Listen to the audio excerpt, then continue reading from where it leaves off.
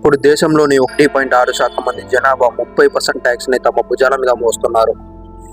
దేశం ఎలా ట్యాక్సులు పెంచుతూ పోతుందంటే ఒక సాధారణ మిడిల్ క్లాస్ వ్యక్తి అసలు బ్రతకకూడదు అనేలాగా. గత 5 సంవత్సరాలుగా కొన్ని కార్పొరేట్ కంపెనీల వల్ల దేశానికి అయిన నష్టాన్ని భర్తీ చేయడానికి ఈ రోజు గవర్నమెంట్ ట్యాక్స్ల మీద ట్యాక్సులు వేసి ఒక సాధారణ వ్యక్తిని పిండి మరీ వసూలు చేస్తోంది.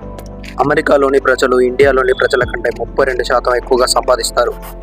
అయినప్పటికీ అమెరికాలో ఇండియా కన్నా పెట్రోల్ రేట్లు చాలా తక్కువ. ఇక్కడ ప్రాబ్లం కట్టే 5 నుంచి 10% ట్యాక్స్లు మాత్రమే కాదు, అసలు ఇలా కట్టిన ట్యాక్స్ మనకి ఏ రూపంలో వస్తుంది? స్వచ్ఛమైన గాలి లేదు, మంచి నీరు లేదు, మంచి గవర్నమెంట్ స్కూల్స్ కాదు, మంచి హాస్పిటల్స్ కాదు, మంచి రోడ్లు లేవు, లా అండ్ ఆర్డర్ కూడా లేదు. ఇప్పుడు దేశంలో పెంచే ట్యాక్స్ల ముఖ్య ఉద్దేశం ఒకటే అని తెలుస్తుంది, ప్రజల జేబుని ఖాళీ చేయడం. ఇప్పుడు గవర్నమెంట్ ట్యాక్స్ల పేరుతో మిడిల్ క్లాస్ వ్యక్తులని పిండి వదిలేస్తుంది. రీసెంట్ గానే ఇండియా ఫైనాన్స్ మినిస్టర్ అయిన నిర్మలా సీతారామన్ గారు పాప్కార్న్ మీద కూడా ట్యాక్స్ వేయబోతున్నామని అనౌన్స్ చేశారు.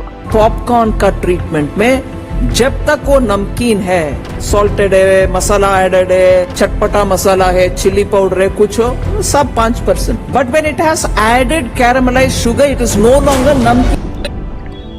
ఆవిడ చెప్పిన పాప్కార్న్ విషయాలు ఇవి: non branded popcorn 5% GST, branded popcorn 12% GST, ఇంకా క్యారమెల్ ఇంకా అదర్ ఫ్లేవర్స్ యాడ్ చేసిన పాప్కార్న్ 18% GST. అయితే ఇక్కడ ప్రాబ్లం 10 నుంచి 12 వస్తువుల మీద వేసే GST గురించి కాదు, దేశంలో అంతకంతకు నశించిపోతున్న మిడిల్ క్లాస్ ఫ్యామిలీల గురించి.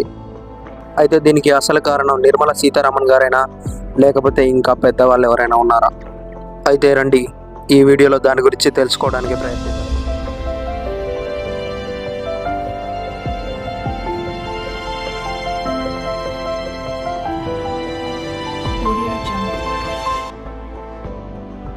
దేశంలోని అతిపెద్ద FMCG కంపెనీ అయిన హిందుస్థాన్ యూనిలివర్ లిమిటెడ్కి 2023 సంవత్సరంతో పోల్చుకుంటే 2024 సంవత్సరంలో 3.86% నష్టాన్ని చూడాల్సి వచ్చింది.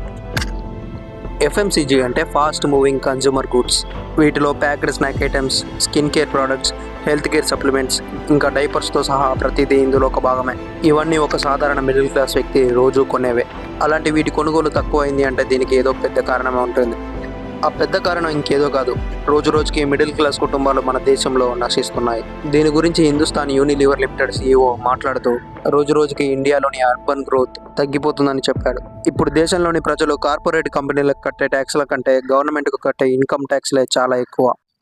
ఇంకా దేశంలో ఇప్పుడు ఏదైనా వెహికల్ కొనుక్కుందామంటే అసలు కొనుక్కునే పరిస్థితులు ఎక్కడా లేవు. ఒక పర్టిక్యులర్ పర్సన్ ఒక కార్ని కొనుక్కుందామంటే గవర్నమెంట్ ఆ కార్ కంటే ఎక్కువ ప్రైస్ని ట్యాక్స్ రూపంలో తీసుకుంటుంది. అంతేకాదు, ఇంకా కార్ సీసీ పెరిగే కొద్దీ ట్యాక్స్ కూడా పెరుగుతూనే పోతుంది. ఒక్క కార్ విషయంలోనే కాకుండా బైక్ల విషయంలో కూడా సేమ్. ఏదైనా బైక్ను కొనాలి అనుకుంటే ఆ బైక్ యొక్క ప్రైస్లో 28% GSTనే గవర్నమెంట్కి కట్టాలి. 2023 వరకు ఇండియాలో ఒక ఇల్లును అమ్మే ధర 1 కోటి రూపాయలు. అదే 2024-23 విషయానికి వచ్చేసరికి 1.23 కోట్లు అయింది. అంటే ఒకే సంవత్సరంలో 23% పెరిగిందనమాట. దీన్ని ఇండియాలోని టాప్ సిటీస్లో చూసుకున్నట్టయితే కనుక గుర్గాంలో 32% పెరిగింది, నోయిడాలో 29%, బెంగళూరులో 20%, ఇక హైదరాబాద్లో 16%. ఇక ఇవన్నీ దాటుకొని ఇల్లు కొనగలిగితే రిజిస్ట్రేషన్ ఛార్జెస్, ఇంకా బిల్డర్కి 1 టైం మేనేజ్మెంట్ ఛార్జెస్, ఇవన్నీ కాక గవర్నమెంట్కి 5 to 10% ఛార్జెస్ ట్యాక్స్ రూపంలో కడతారు. ఒక్క ఇల్లు కొనుక్కునే విషయంలోనే కాదు, రెంట్ విషయంలో కూడా ఇదే కదా. గత 5 సంవత్సరాలతో పోలిస్తే 2024లో ఇండియాలోని టాప్ 7 సిటీస్లో ఏకంగా 64% రేట్లు పెరిగాయి. వీటి తర్వాత ఒక వ్యక్తి ఎక్కువగా దేనికైనా ఖర్చు పెడతాడు అంటే అది కేవలం పిల్లల స్కూల్ విషయంలో మాత్రమే. ఇక ప్రైవేట్ స్కూల్స్ విషయానికి వస్తే యావరేజ్గా ఒక సంవత్సరానికి 1.5 లక్షలు, ఒకవేళ ఇంట్లో 2 పిల్లలు ఉంటే సంవత్సరానికి 3 లక్షల రూపాయలు, అంటే ఒక నెలకి 25,000 రూపాయలు. ఒకవేళ ఎండలకు తట్టుకోలేక ఒక AC కొనుక్కుందామంటే 28% GST, అదే ఒక ఫ్రిడ్జ్ కొనుక్కుందామంటే 18% GST. ఇలా కొనుక్కునే ప్రతి వస్తువు మీద GST. అయితే ఇవన్నీ నడవాలి అంటే కరెంట్ కావాలి.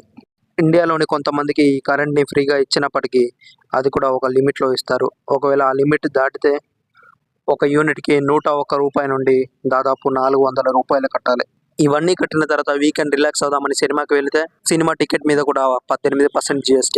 ఇక తినడానికి ఏమైనా కొనుక్కుందామని క్యారమెల్ పాప్కార్న్ కొనుక్కుంటే దాని మీద కూడా 18% GST. మరి ఇన్ని గణం ట్యాక్సులు కట్టిన తర్వాత అసలు మనకు దొరికేదేంటి? స్వచ్ఛమైన గాలి లభించట్లేదు, స్వచ్ఛమైన నీరు కూడా లభించట్లేదు. ఫుట్పాత్ నుండి ఫుడ్ సెక్యూరిటీ వరకు ఏది బాగోలేదు. రోడ్ ట్యాక్స్ అనే ట్యాక్సులు తీసుకుంటారు కానీ అసలు రోడ్లే బాగుండవు. ఇక జాబుల విషయానికి వస్తే మాత్రం చేతులు దులిపేసుకుంటారు. మన దేశంతో పోల్చుకుంటే అమెరికాలోని ప్రజలు 32% ఎక్కువగా సంపాదిస్తారు. అయినప్పటికీ అక్కడి గవర్నమెంట్ పెట్రోల్కు తీసుకునే ధర కేవలం 86 నుండి 87 రూపాయలు. అది కూడా వాళ్ళ హైయెస్ట్ ప్రైస్. కానీ అమెరికాతో పోల్చుకుంటే ఇండియాలో 32% తక్కువ సంపాదిస్తున్నప్పటికీ ఇండియాలోని పెట్రోల్ ధరలు 96 రూపాయల నుండి 110 రూపాయల వరకు. దీనికి కారణం మన ఇండియా గవర్నమెంట్ పెట్రోల్ డీజిల్ మీద 50% ట్యాక్సులు వేయడమే. మరి ఇంతలా ట్యాక్సులు కలెక్ట్ చేస్తున్నప్పటికీ అసలు దేశానికి గవర్నమెంట్ చేస్తుంది ఏంటి అని ప్రశ్నిస్తే ఇప్పుడు దేశంలో చేసేదేంటి అనే ప్రశ్నకు ప్రశ్నే సమాధానంగా చెప్తారు. So this is today's video guys. ఎవరికైనా ఇంట్రెస్ట్ ఉంటే సబ్స్క్రైబ్ చేసుకొని పక్కన ఉన్న బెల్ ఐకాన్ని ఆన్లో పెట్టుకోండి.